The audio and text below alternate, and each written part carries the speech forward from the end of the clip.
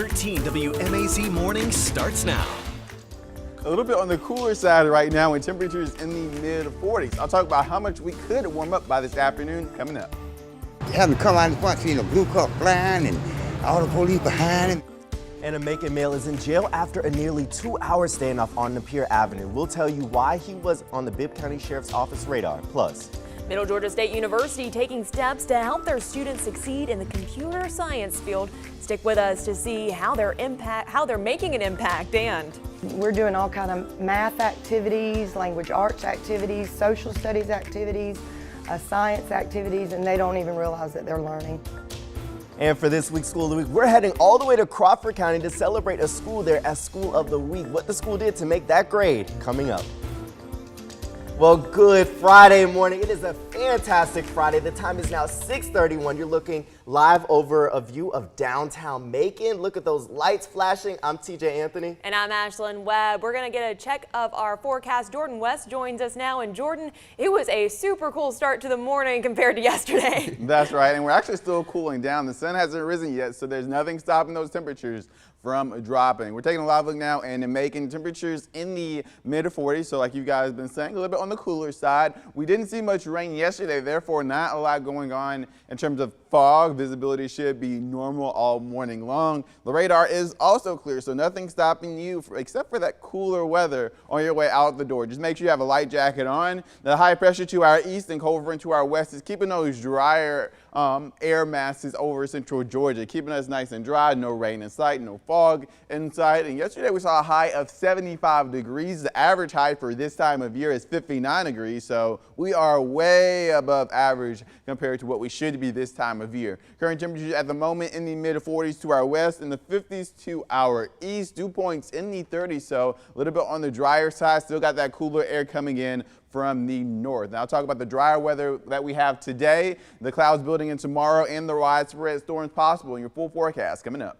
Thanks, Jordan. We'll check in with you later. Right now, a Macon man is in jail after a nearly 2-hour standoff with police. He's charged with killing 56-year-old Tommy Williams in October. Deputies charged 24-year-old Brandon Neal with involuntary manslaughter, but not before an afternoon standoff on Napier Avenue. Yeah, Ashlyn, 13 WMAZ, we were on the scene. We just got there a few minutes before deputies led Brandon Neal from the house around 3:40 yesterday. Some neighbors did wonder why it all had to happen this way. Well, I was standing down in my yard right down there. Yard work is how Randolph Howard expected his afternoon to go, but around 2 p.m. Having come out in front, seeing a blue car flying and all the police behind him and everything. And I got up here, he had ran himself in, barricaded himself in the house. He is 24-year-old Brandon Neal. The Bibb Sheriff's Office says deputies noticed him outside a Napier Avenue home Thursday afternoon. He was wanted in connection to the October shooting death of Tommy Williams. They say he was involved into a murder on Bailey. But deputies aren't calling it a murder. They're charging Neal with involuntary manslaughter. I don't know why he would do this right here instead of just giving himself up. That's all he had to do. You know, that's what I would have did. As Neal hunkered down, nearly a dozen police cruisers and even the county's gang unit waited outside. It blocked traffic on bustling Napier Avenue for nearly 2 hours. Even a fire truck turned down a side street. Since I've been in Macon, I ain't never seen nothing like this here. This is the first time, and I hope it's the last. Around 3:40, they led Neal from the house and traffic quickly cleared, ending a nearly 2-hour standoff. Howard thinks could have been avoided. If you get involved in something, just stand up and be a man and just take your consequences. You know, give yourself up to going through all this, right, holding up traffic. That didn't really make no sense. In Macon, Anthony Montalto, 13 WMAZ News. Now, deputies also arrested Neal's mother, Tamona Howard, for hindering apprehension of a criminal. Both are being held without bond. And the sheriff's office asks anyone with information on the case to call Macon Regional Crime Stoppers. The number 1-877-68-CRIME. Again, 1-877-68-CRIME. Right now, Frida Hunt, former director of Food Services at Central State Prison, is fired. She's charged with smuggling drugs into the prison. Hunt is being held without bond in the Bibb County Jail, facing several charges. They include drug possession, giving contraband to inmates, and also weapons possession. An arrest warrant says she took about 28 ounces of marijuana and 4 ounces of meth into the prison on Fulton Mill Road. The Department of Corrections says she hid them inside a bag of chips. In news we're following this morning, the Lawrence County Sheriff's Office says a father shot his son after an argument. They say it happened Wednesday at a home in Dublin on Eastman Road in Dexter. The news release says Landon Manley argued with his father, Greg. His father then ended up shooting him. Landon ran out in the yard where deputies then found him. They took him to a Dublin hospital. We did not receive a report on his condition so far. Across the state, investigators now confirmed 7 people were arrested during the operation to raid the camps at a site of a training center where a trooper was shot earlier this week. That's in addition to another 7 arrested last month. Governor Kemp said protesters who try to stop the facility from being built will feel, quote, the full force of law enforcement. Police first raided the makeshift camps in December. The GBI says protesters are from a total of 8 different states. All are charged with domestic terrorism. It's a felony and establishes that a person had the intent to intimidate the public or coerce the government while causing significant harm. Most arrested yesterday are also charged with aggravated assault against officers.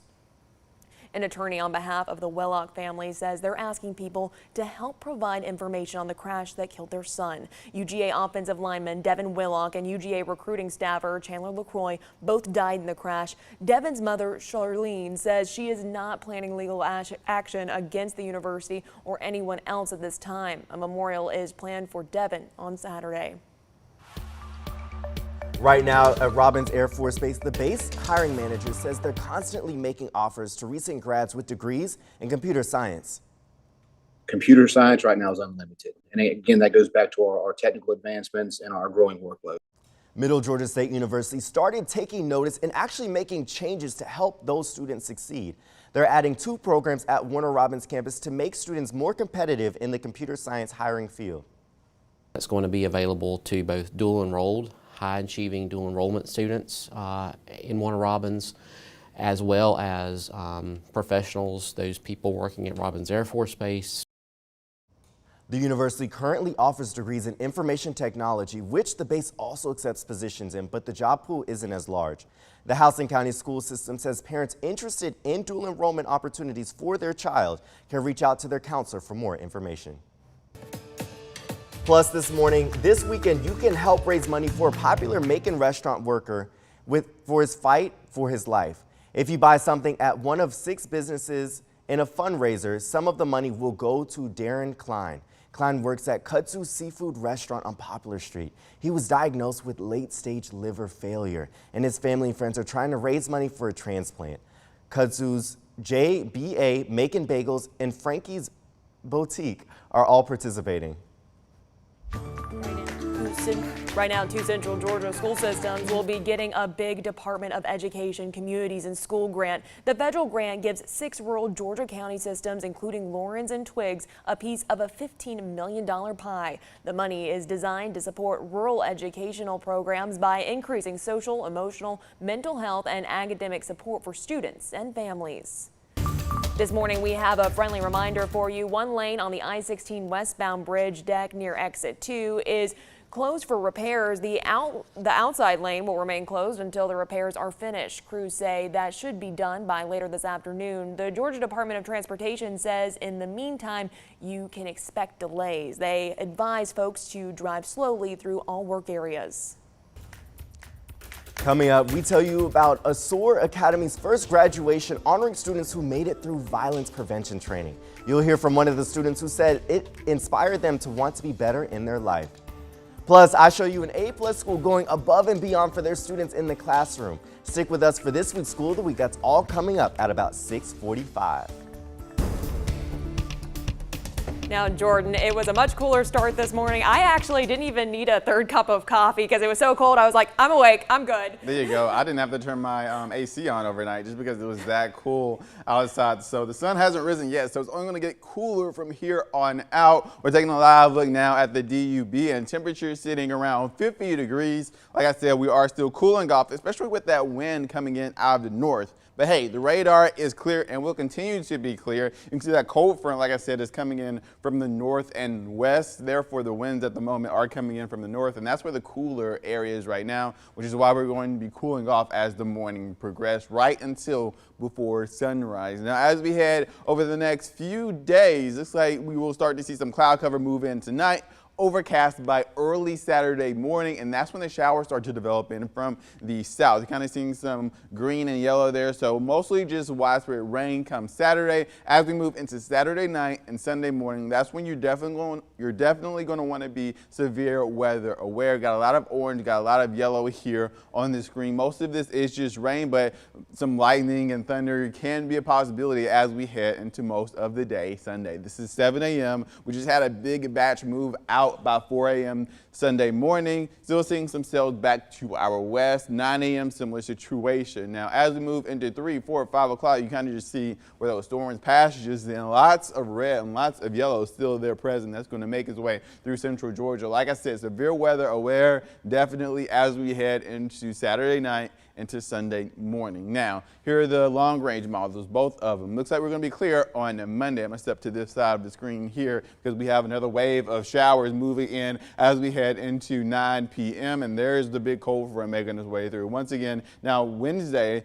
this system looks to be a little bit less on the severe weather side, but definitely on the widespread shower side. So rainy day ultimately on Wednesday, leaving us nice and clear for Friday. Again, we are under a level 1 of 5 on our severe weather outlook. That's the green section here for our southern counties. Damaging winds, heavy rainfall, and we cannot rule out a brief tornado. That zone could change as we head over the next couple of days. So once again, be severe weather aware. Temperatures across the board are in the mid-40s, 50 in Dublin though, and Vidalia 49 in Sparta, 44 in Warner Robins. Dew points still in the 30s, so just make sure you moisturize. As we head to this afternoon, temperature highs will reach as high as the lower 60, 63 degrees, mostly clear and dry. The next 7 days will continue to be a little bit on the drier side at first, but moisture starts to move in, creating some thunderstorms on Sunday, just about all day Sunday. Back to clear conditions Monday, another wave Wednesday, and clear on Thursday. That's winter for you.